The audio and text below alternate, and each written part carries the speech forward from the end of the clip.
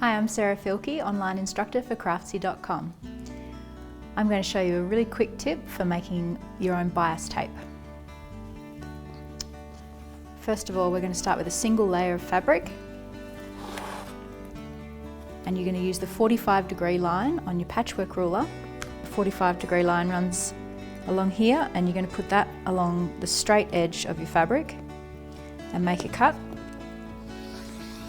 And that gives you a bias edge, which means that the fabric will stretch so that you can curve it to make a stem.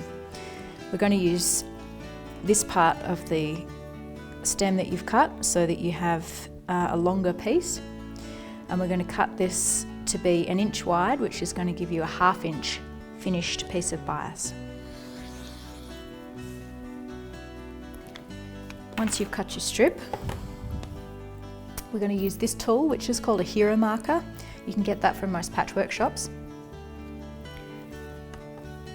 And we're going to put your ruler just inside the straight edge of the piece of bias that you've cut and rule all the way along it quite firmly with the Hera marker. And then turn it around and do the same thing on the other side.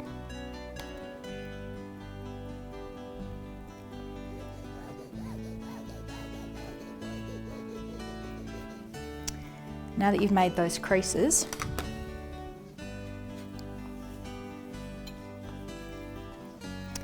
we're going to get the iron. Use your fingers to turn the first part of the bias tape under on the crease. Put the iron on the tip and just pull your fingers along in front of the iron to iron that side of the seam down. And then you can turn the piece around and do the same thing, folding that first part under, and then just run your fingers along the crease and that'll turn under beautifully for you to make a piece of bias tape. And when you turn that over,